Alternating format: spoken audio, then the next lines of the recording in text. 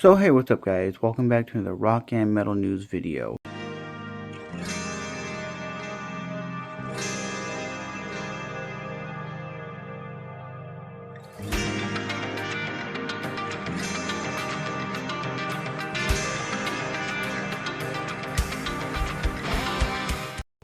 Today's video we're talking about Courtney LaPlante of the band Spiritbox, and she says in a recent interview that metalcore music is being too overly produced and it's taken away the human emotion and the human element because you're overly editing the producing the music that you are putting out to the world.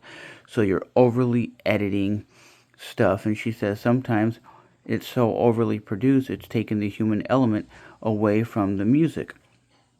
Example, metalcore band The Archers, they said on Instagram, on one of their Instagram stories, that they were playing a venue that had like 300 people and it was sold out, and there were still like a few hundred people trying to get into the venue. So what they did was they said they were going to go outside and play an acoustic show, but they said they didn't know how the acoustic show is going to go because they're overly produced music and they don't know if the acoustic stuff's going to sound that good. So if you have to overly produce your stuff, add like very good sounds and effects and other things to the music, then it's like you're taking the element away. Yes, the music might sound good, but it's going to sound kind of robotic.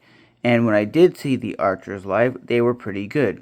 Was it as good as what you hear on the album on Spotify? No, but some bands can't play exactly what they can play on the album because in their recording studio, they just overly produce, overly edit, and overly do things until it's basically like perfect. And at the end of the day, there's the human element that's being taken away from it. Like if you hear like an AI track of somebody, it's not the real thing. Like the AI version of the Joe Rogan podcast, yeah, you can listen to it, but you can tell the human emotion and the human interaction wasn't there. There was something that you could hear physically, and it was like, hi, this is the Joe Rogan Experience podcast. Hi, Rock, how are you today? And it'd be like, hi, Joe, how are you? And he'd be like, I'm good. So, Rock, are you going to be in this new movie?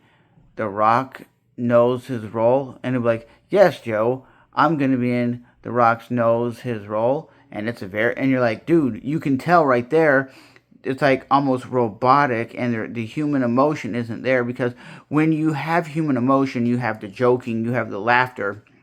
When you have on an album, you might have overly produced music. If you just not have overly produced music and they're all playing in the studio, you might have somebody riffing and they might accidentally hit a chord that's a little imperfected. Like it might go dun dun dun, and you're like, oh, that harmonic didn't hit the right way it was supposed to, and you leave it in the record. So when you play it live, that's the way it is. And you hear it and you go, oh, okay. That's like back in the day, Jimi Hendrix and all them. They didn't overly produce the music. You could tell a big difference between a lot of the metalcore bands today that are overly produced, and it just doesn't have that same raw feel of like a Killswitch Engage, End of Heartache did 20 years ago. So with that being said, do you think Courtney LaPlante is right by saying it's overly produced? You're taking the human emotion away from the music. It's becoming something different than what it was, and metalcore music is kind of like going down on the downslope because all the original artists that kicked ass, you had As I Lay Dying, you've had bands like Killswitch Engage, All That Remains. They never highly overly produced the music, and you can hear it in some of the music like My Curse. Yeah, it's produced good, but you can still tell there's a human element there, and it doesn't sound overly produced, or the drums don't sound kind of fake because they can't play that fast, or they can't play that riff, or they can't do something that they produced in the studio, but they can now do it live. So with that being said, guys, let me know what you guys think. Is Courtney right, wrong, or do you just don't care?